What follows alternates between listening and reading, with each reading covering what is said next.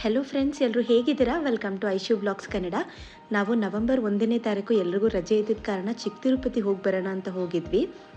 ಹಾಗೆ ರಿಟರ್ನ್ ಬರ್ತಾ ಇಲ್ಲಿ ಜಯನಗರಲ್ಲಿ ಸ್ವಪ್ನ ಬುಕ್ ಹೌಸಲ್ಲಿ ನವೆಂಬರ್ 1ನೇ ತಾರೀಕು ಕನ್ನಡ ರಾಜ್ಯೋತ್ಸವ ಆಗಿದ್ದ ಕಾರಣ 25% ಆಫ್ ಹಾಕಿದ್ರು ಕೆಲವೊಂದು ಬುಕ್ ಮೇಲೆ ಮಾತ್ರ. ಹಾಗಾಗಿ ನನಗೊಂದು ಬುಕ್ ಬೇಕಾಗಿತ್ತು. ಉಮಾಶ್ರೀ ಅವರ ಜೀವನ ಕಥನ ಬೆಂಕಿ ಬೆಳಗು ಬುಕ್ಕು ಸಿಗುತ್ತಾ ಅಂತ ನೋಡೋಕ್ಕೆ ಹೋಗಿದ್ದೆ. ಬಟ್ ಅಲ್ಲಿ ಸ್ಟಾಕ್ ಅವೈಲೇಬಲ್ ಇರಲಿಲ್ಲ. ಬಟ್ ನಂಗೆ ಇನ್ನೊಂದು ಖುಷಿ ವಿಷಯ ಏನಾಯಿತು ಅಂದರೆ, ರಘು ವೈನ್ ಸ್ಟೋರ್ ಅವ್ರು ಸಿಕ್ಕಿದ್ರು ಸ್ವಪ್ನ ಬುಕ್ ಹೌಸಲ್ಲಿ. ಆ್ಯಂಡ್ ವಿದ್ಯಾ ಅವರೇ ನಮಗೆ ಫೋಟೋ ಕ್ಲಿಕ್ ಮಾಡಿಕೊಟ್ರು. ತುಂಬ ಖುಷಿ ಆಯಿತು ಅವ್ರ ಜೊತೆ ಮಾತಾಡಿ. ಆಮೇಲೆ ನಾನು ಮಿಕ್ಕಿದ ಬುಕ್ಸ್ ನೋಡ್ತಾ ಇದ್ದೆ. ಇದರಲ್ಲಿ ಆಲ್ಮೋಸ್ಟ್ ನನ್ನ ಹತ್ರ ಆಲ್ರೆಡಿ 2 ಬುಕ್ ಬ್ಯಾಕಪ್ ಇದೆ. ನಾನು ಅದನ್ನು ಈಗ ಕರೆಂಟ್ಲಿ ಓದ್ತಾ ಇದ್ದೀನಿ. ಕಿರುಗೂರಿನ ಗಯ್ಯಾಳಿಗಳು ಈಗ ಕರೆಂಟ್ಲಿ ಓದ್ತಾ ಇರೋ ಬುಕ್ಕು. ಮಿಕ್ಕಿದೆಲ್ಲ ಹಾಗೆ ಬುಕ್ ನೋಡ್ತಾ ಇದ್ವಿ.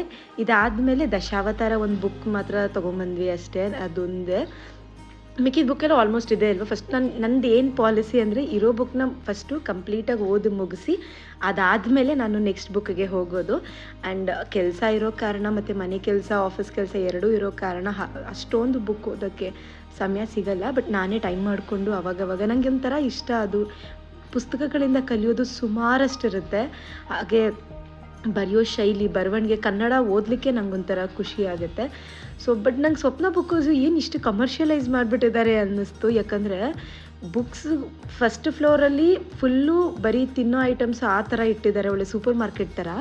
ಫಸ್ಟ್ ಫ್ಲೋರಲ್ಲಿ, ಸೆಕೆಂಡ್ ಫ್ಲೋರಲ್ಲಿ ಬುಕ್ಸ್ ಎಲ್ಲ ಅವೈಲೇಬಲ್ ಇತ್ತು. ಸೊ ಅಲ್ಲಿ ಬುಕ್ಸ್ ಎಲ್ಲ ತೊಗೊಂಡು ಬೇಕಾಗಿದ್ದು. ಅದ್ರ ಹತ್ರನೇ ಇಲ್ಲೊಂದು ಚಾಟ್ಸ್ ಸ್ಟೋರ್ ಇತ್ತು. ಸೊ ಅಲ್ಲಿ ದಹಿಪುರಿ ಮತ್ತು ಬೇಲ್ಪುರಿ